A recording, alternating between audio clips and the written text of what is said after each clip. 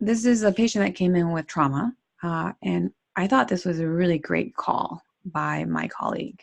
Super great call. So what do you think? Okay. Oh, yuck. Bladder cancer.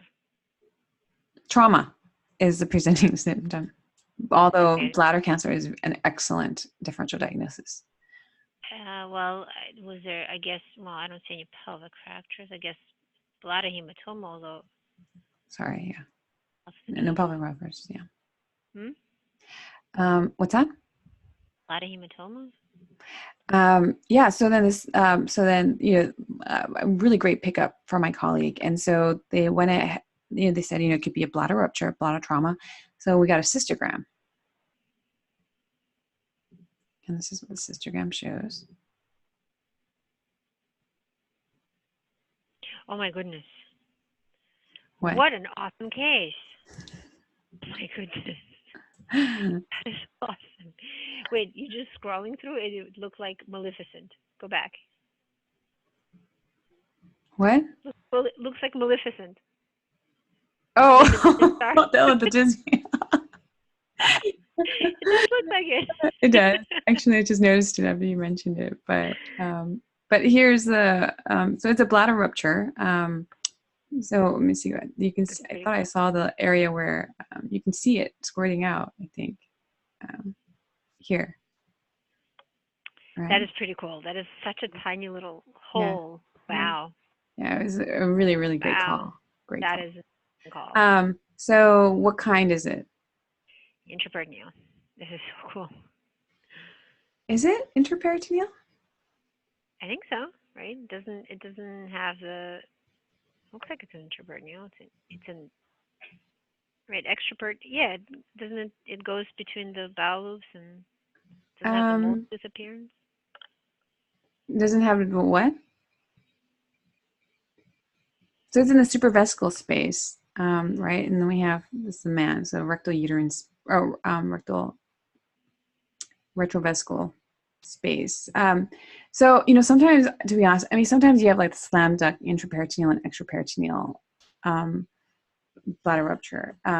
So I thought this was, to be honest, I thought this was extraperitoneal because I don't see it like collating, like um, it's not in the bowel loops, right? It's like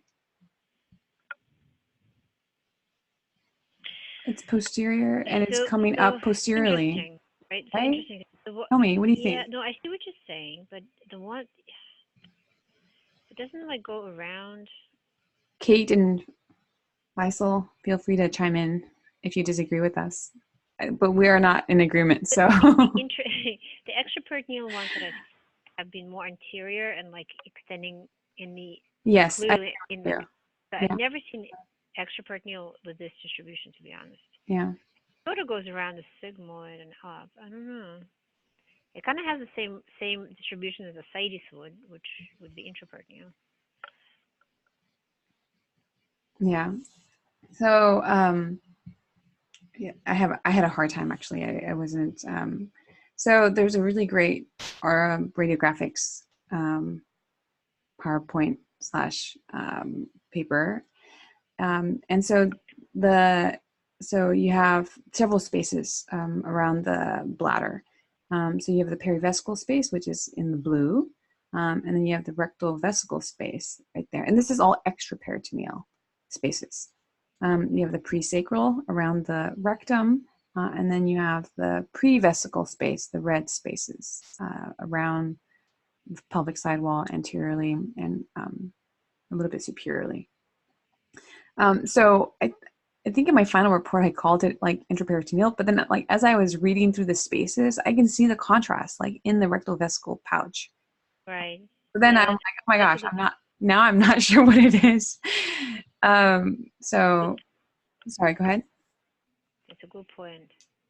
So then as I was doing this article, I'm like, oh, maybe it is an extraperitoneal because, I see it in the rectal vesical pouch and it doesn't really, it's not a slam dunk, like, cause intraperitoneal, you'll see it around the small bowel and whatnot. And I don't know that I see that in this case cause it's going around it posteriorly.